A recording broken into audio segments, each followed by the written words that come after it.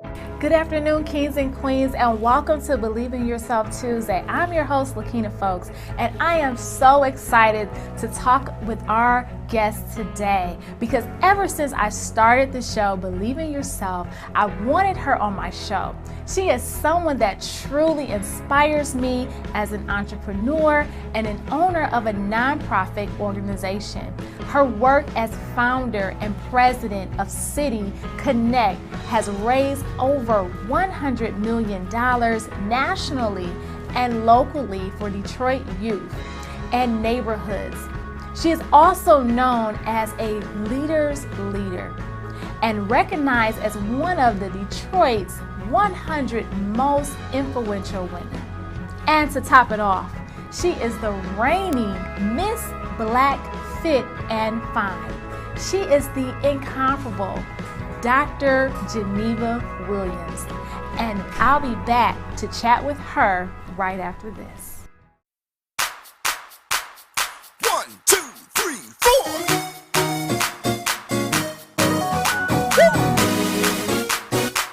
Believe yourself.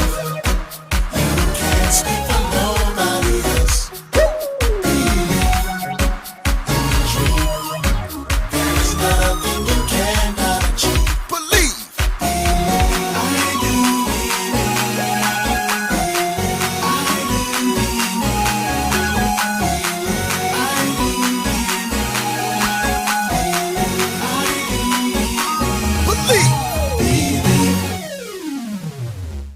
Welcome to Believe in Yourself Tuesday, Dr. Geneva. I am so excited to have you on the show today. Thank you so much for joining me. Thank you. I am delighted to be here with Believe in Yourself, Lakina. It is such a joy and a pleasure. Thank you for having me. Yes, you're so welcome. So, Dr. Geneva, before we start talking about Dr. Geneva, the business mogul, tell us a little bit about you and this reigning Miss Black Fit and Fine. Did you ever think you would be in a beauty pageant winner at this time in your life? Well, that has been probably one of the most incredible experiences of my life because no, there was no way that I had seen myself doing that. And in fact, when first asked to apply, I said, oh no, I'm not doing that.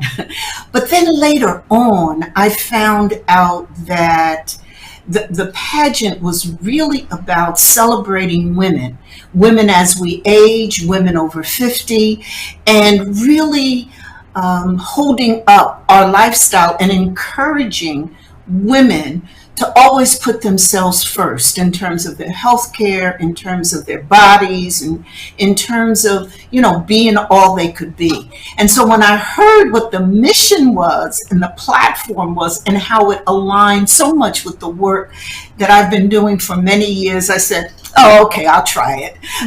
But Lakina, I'm going to tell you, I, stepped in and everyone there was much younger than me.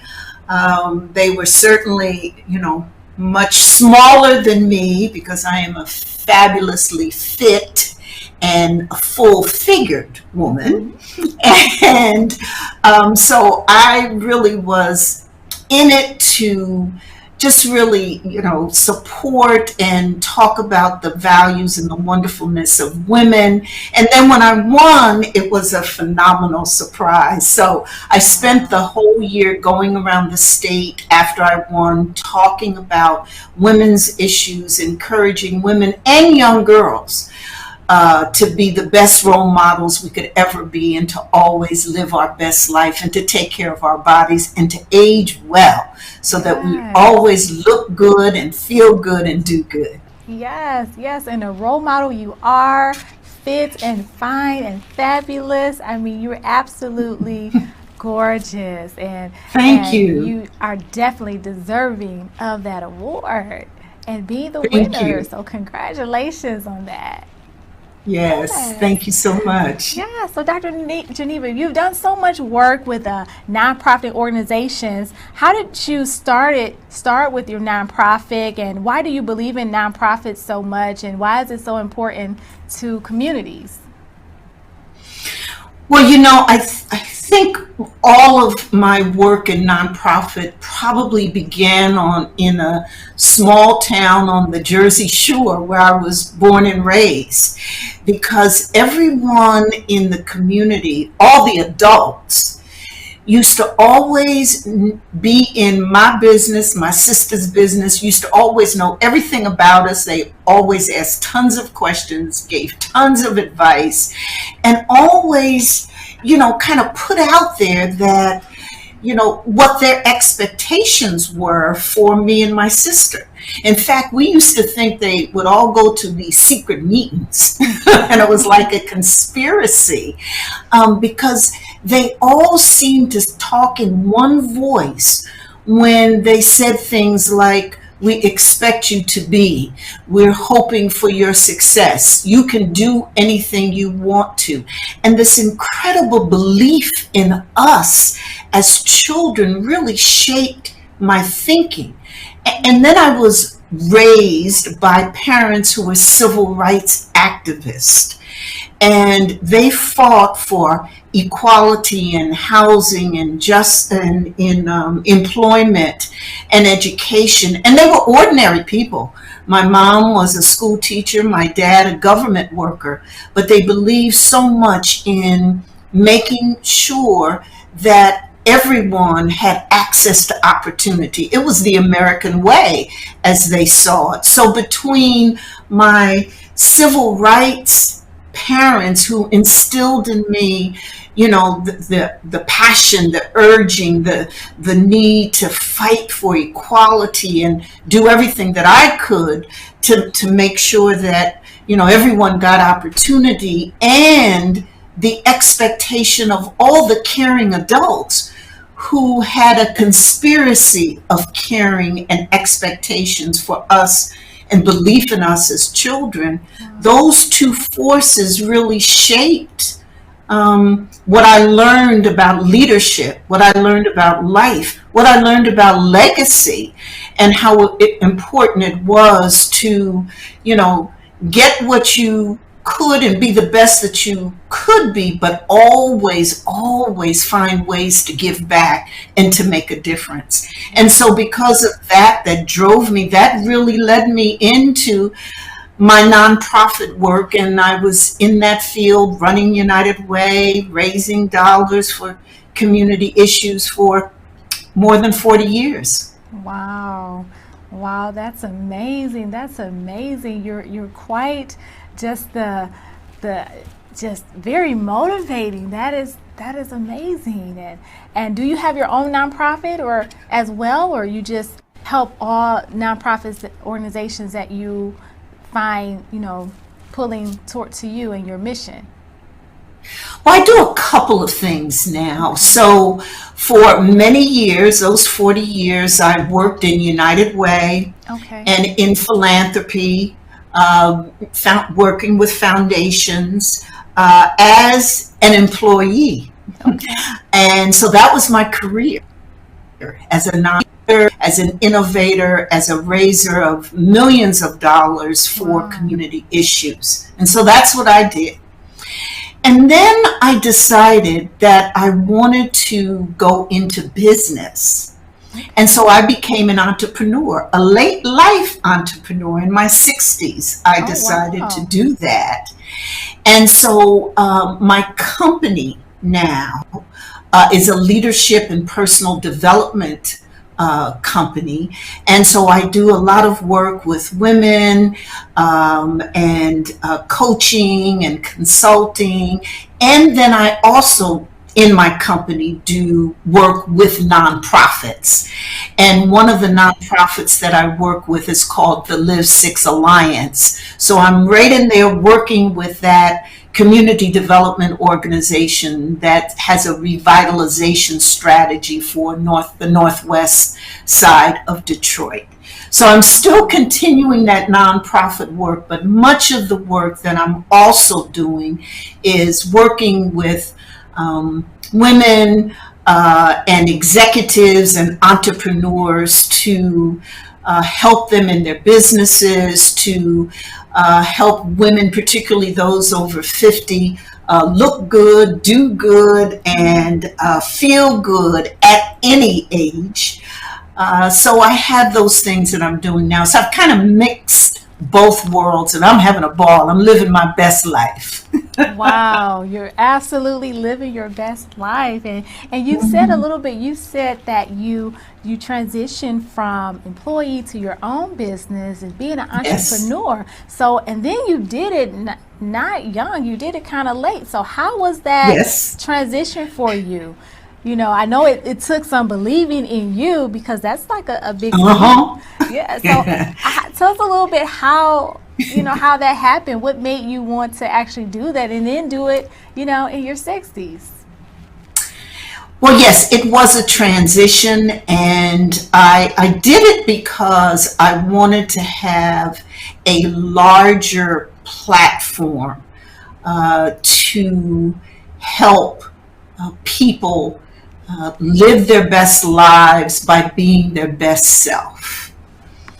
And I felt that I had learned and experienced so much and had been blessed through meeting just hundreds and hundreds of people and working with people to transform neighborhoods and communities, that I could transfer those skills, that knowledge, the connections into the entrepreneurial world. And so it was a big transition. And one of the things that I learned is that there are skills that we have that are transferable into other industries, other fields of work. And so, for example, the years that I spent in running organizations and looking at balance sheets and financial, looking at the numbers and hiring people, retaining talent, and coaching and mentoring, all of those skills and experiences I could transfer into the world of entrepreneurship. I didn't believe it at first, so it took me a while to get to that point and really to build up the confidence and be able to say, wait a minute, I think I've been on this path before. So, but it was a great transition. And even in that transition, I've learned a lot, and I've incorporated that into the things that I help people learn, particularly entrepreneurs, about running a business. Wow, that's quite amazing. So, Dr. Geneva, right now, women, and particularly Black women, are the largest group of minority entrepreneurs right now. So, with the amount of work that you do with new business owners, and what 3 tips would you give Black women to become business women? Well, I got a lot of tips, so I had to write down a couple because I know you only wanted a few. Okay. But I love this subject. I guess the 3 top things that I would say, one would be to have a plan and some goals and know your why. So knowing why you're in business is so important. For one reason, it can keep you motivated through the tough times. When you really think about, well, why did I do this? Why am I doing this? Who do I want to help? What do I want to do? What do I want it to look like in 5 years when I'm successful? Or however you do that. But connected with your why, to have a plan and some goals. And oftentimes we call this a business plan. Yeah, that's okay. Have a business plan. I believe in that. But you can put together a plan, any plan, your personal action plan with some goals and action steps and timelines to keep you focused and on track. So I think that's so important. Know your why and put that why into a plan and your goals. I think the second thing that I would say is to be a player in the digital world. You know, let's face it, these days, you know, word of mouth alone is not going to get it. You really need that social presence, being, you know, in the digital world, but not just social media. You need to know how to market your products and services in the digital world. Yeah. You need to know about e-commerce. You need to understand it, know it yourself, get somebody to help you, but you need to be a player in that digital world and use that to help your business. And I think the third and final thing I would say, and this is one of my favorites, and that is, you are your brand, so practice self-care. So often we as entrepreneurs and business folk, we so busy out there running that business that we forget to really take care of ourselves. We're looking at that bottom line, we're looking at our products, we're trying to give the best service possible to our customers and clients. And in all that hustle and bustle and stress, particularly in these times when we're faced with so many unusual challenges brought about by the pandemic, we forget that we have to take care of ourselves. Because particularly if you're in a small business, if you're an entrepreneur, you are your brand. So you got to, again, look good, feel good, and do good all the time. It got to be about you. And so taking care of yourself, making sure that your self-care is in all areas, not just doing something physically, but your mind, your body, and your spirit. And so that you are, you know, putting yourself first and finding ways for that me time, so that you pour into yourself so that you can pour out to others. So those would be my three quick tips. That is so good. You know, the self-care, you know, is so important. You know, even if it's just a few minutes out the day, 20 minutes, 30 minutes, just having those non-negotiable things that you would do for yourself every day, that is very, very important. And I like what you said about, you know, being in business. One of your top tips was knowing your why. You know, I oftentimes say that your why is so important, because your why you're passionate about, and that fuels, you know, your success. That fuels, you know, your motivation behind the business, behind the brand, behind everything. So that why is so important. Knowing why you're doing what you're doing is so important. That self-care, that's absolutely key, because oftentimes, you know, in business we can get drained. We're going and we're going, and we're not really taking time for ourselves, not eating, exercising, you know, just taking a day to just rest. Meditate. And meditate, yes. And that's when creative things come to you, in that quiet place. You know, your mind is quieted and you be like, oh, I got a new idea. And it's right. mine. Right. And when you go to these business trainings or leadership trainings about business, rarely do the courses or the teachers or the instructors or anybody talk about this aspect of self-care, your personal development, you know, who you are as a person and how you take care of it. So that's why I put that in. That's a very strong component of the portfolio of work and services that I bring, because I think it's important that we give ourselves permission to pursue whatever it is we want to do. And in order to do that, we have to be our best selves. Yes, and that starts with taking care of you. You know, so not only, you know, are we, you know, beautiful on the outside, but also on the inside, taking care of that inside with that personal development and self-care. That's right. That's amazing. That's right. Wow. You got it. Yeah, thank you, Dr. B, for those 3 tips. That was good. So tell us about your book. You have a book. It's called Living Life Over 40, Secrets to Finding Love, Your Vibrant Style. And what's next for you? Yes. And here it is. And it's Living Life Over 50. Living Life Over 50. Okay. Yes. But, you know, what I've come to understand Lakina, is that at any age, we should be living a vibrant life Yes. and having those secrets to love, and should also always be in the process of figuring out what's next. So, in our 20s and 30s, what we thought was important or meant something is probably going to be a little different when we're in our 40s and 50s. Mm-hmm. And it changes as we age, as we get older. But each life is wonderful, and it should be vibrant. And something, all of us want to live a long life. Yes. But none of us want to get old. Right.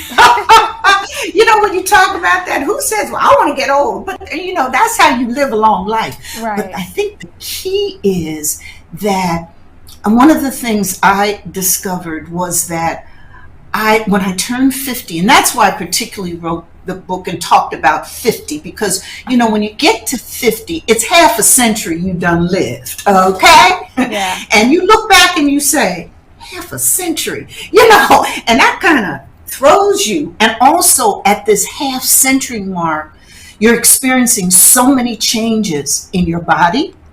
You're probably in different situations with your children. Many of them may have grown up, they've gone on. You might be taking care of elderly relatives. So many things are changing at that point.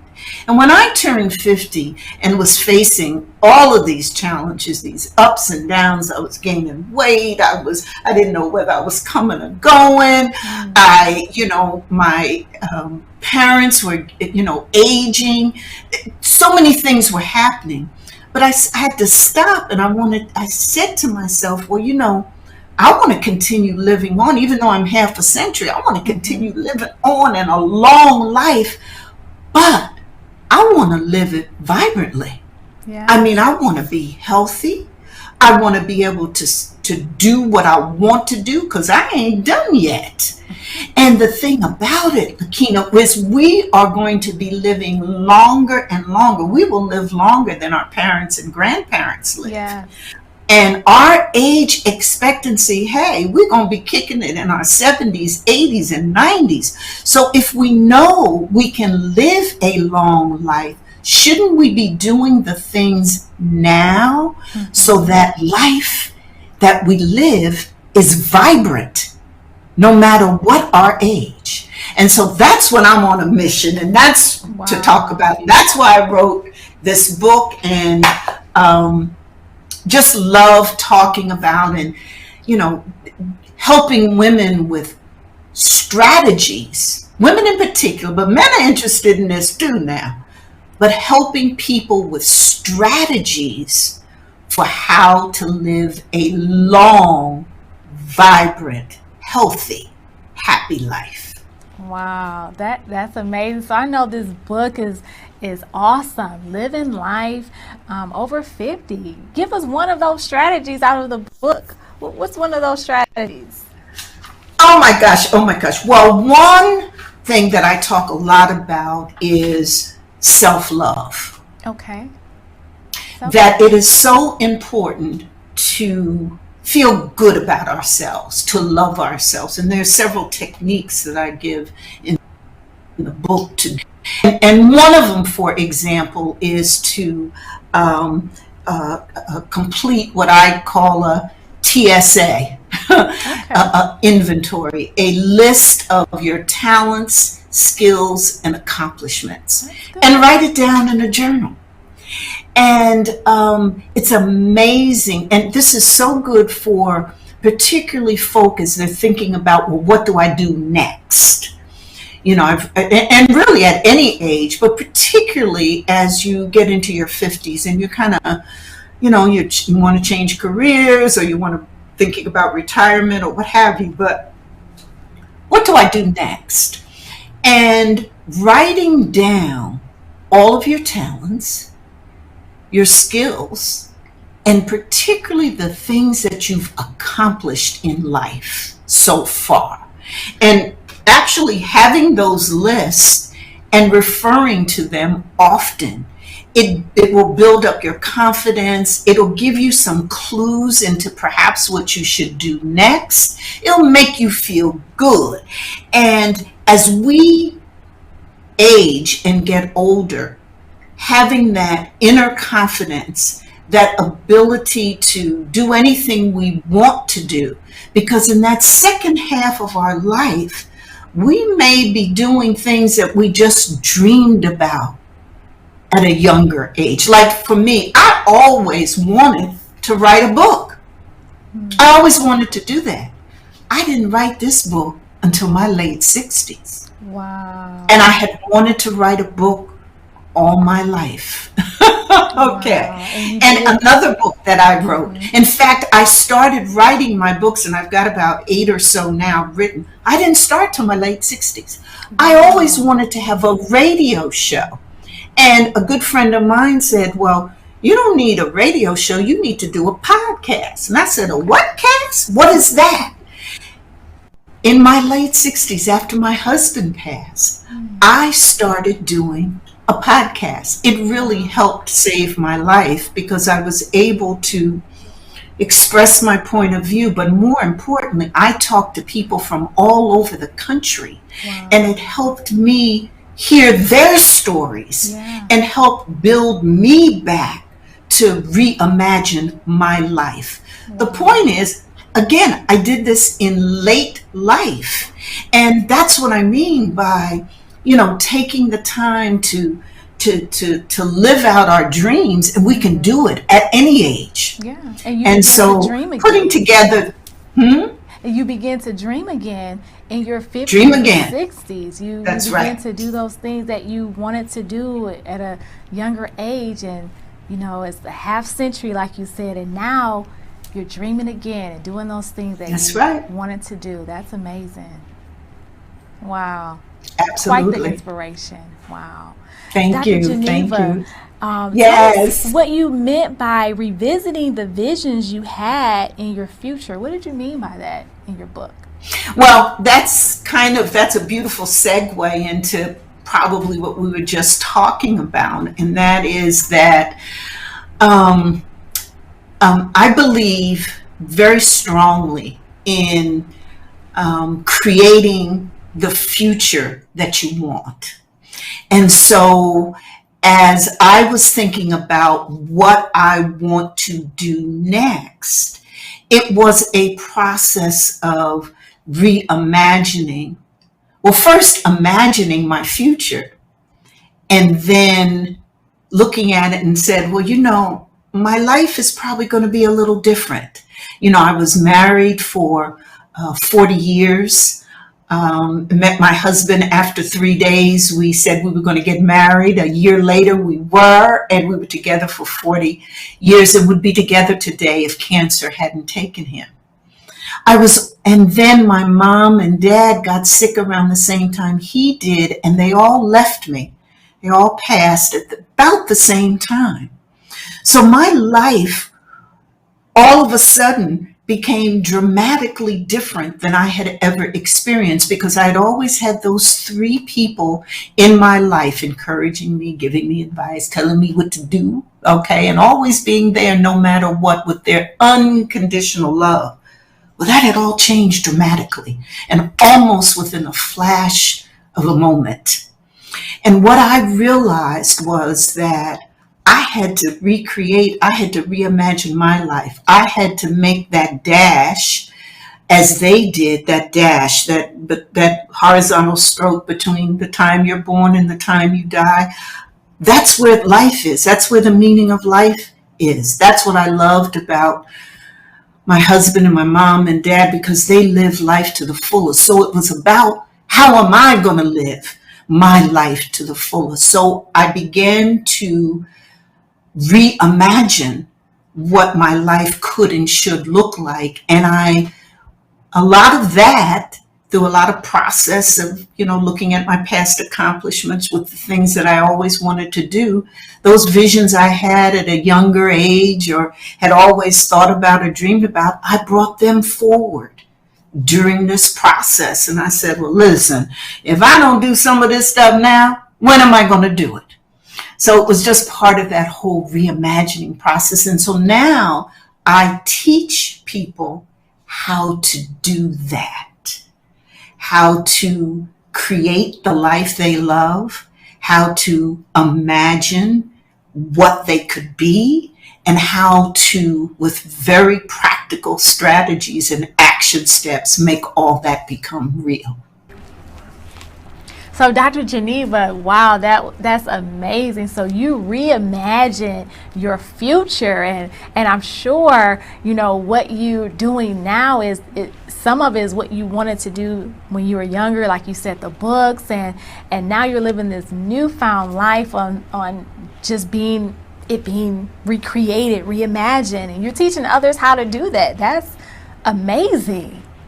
And I'm just so kind of blown away, you know, just your success and all those things. And, you know, you had some things that happened to you in the past, but you didn't let that stop your future. You didn't let that stop you and hold you back, and you recreated and reimagined your future, as you put it. And now you're living your best life. Mm-hmm. Yes, indeed. That's amazing. That's amazing. Awesome. Well, Dr. Geneva, tell us what's next for Dr. Geneva. What else are you going to be doing? Well, Any books, speaking engagements?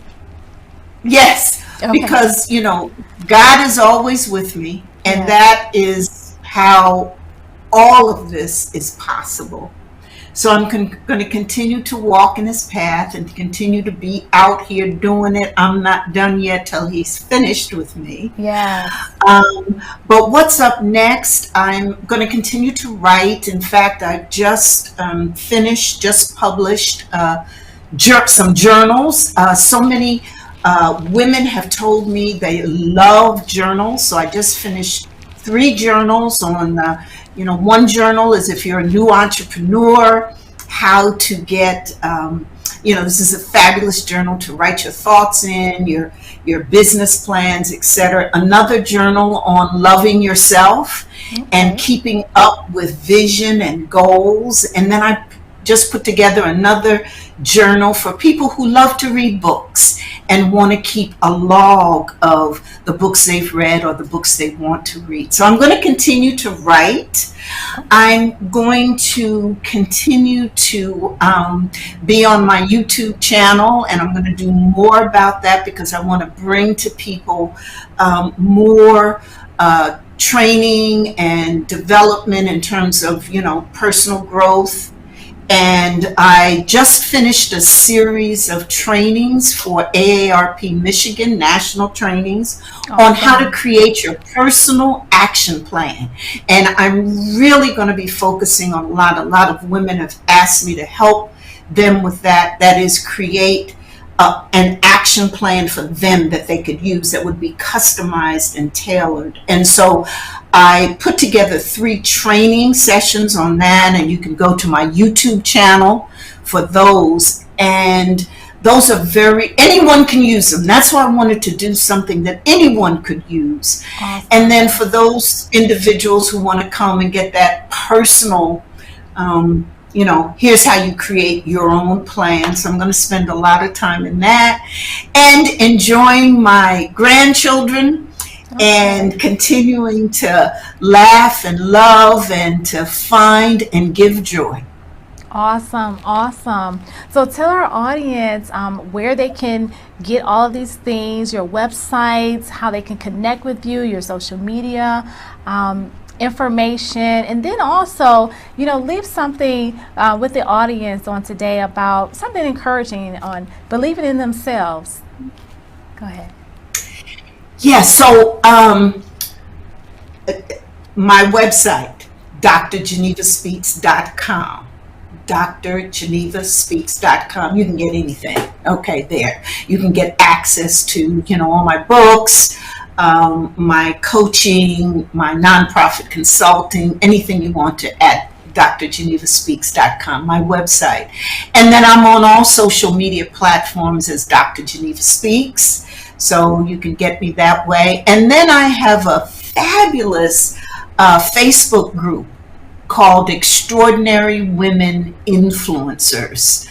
And we have a ball. It's really great. And so I would love for people to come and join. Again, go to my website, join me in my email community, always dropping gems, practical advice, strategies, etc.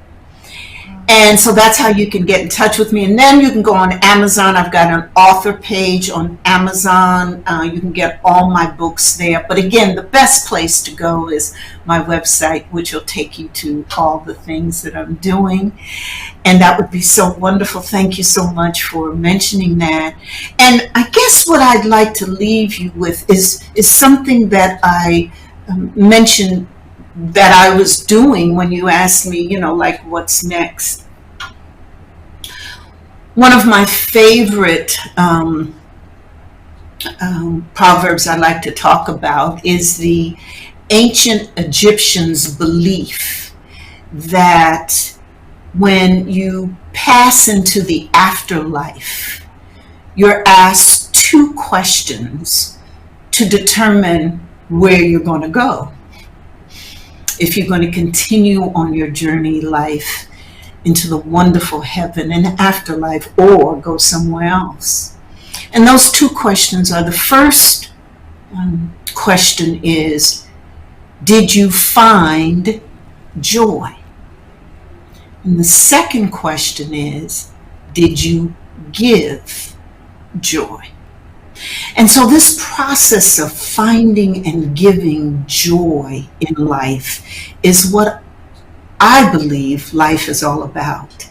And as you think about being joyful yourself, how you feel, and also what you give and share with others as you try to make a difference in your life and in others' life, remember that creating your very best self will help you find and give your joy. Because we all want to live our best life. Live that best life by being your best self. Because when you're the best that you can be, you can create joy, find joy, design your best life, and live all that you want to be. Wow. Thank you so much, Dr. Geneva. It has been a pleasure having you on the show today. I'm so just grateful that you came on the show today and you said so many things. Thank you so much. And I look forward to talking with you again. And also congratulations to all that you're doing and all your success. You are definitely a phenomenal woman. Thank you. Well, I want to say that back to you, and believe in yourself, because you really are the epitome of everything I've been talking about. You really are. And I want to say how delighted I am and how proud I am of you and your leadership and service. So thank you, and it's a pleasure to be in your space. Thank you so much. Thank you so much. Thank you so much. And thank you, kings and queens, for joining me on the show today, Believe in Yourself. As Dr. Geneva said, you can reimagine your future. And like she has gone through a lot of things, tough times in her life, and so have all of us. But don't let those distractions and those things that happen in your life stop you from moving forward in your future. You can dream again. You had some dreams and some desires that you wanted to do when you were a child, a teenager, maybe even in your early 20s or 30s, maybe even in your 40s. As Dr. Geneva, she's in her 60s and doing it and living her best life. So age does not matter. You can create your world. You can create your life. Change your thoughts. Do personal development. Have self-care. Take care of yourself. Love yourself.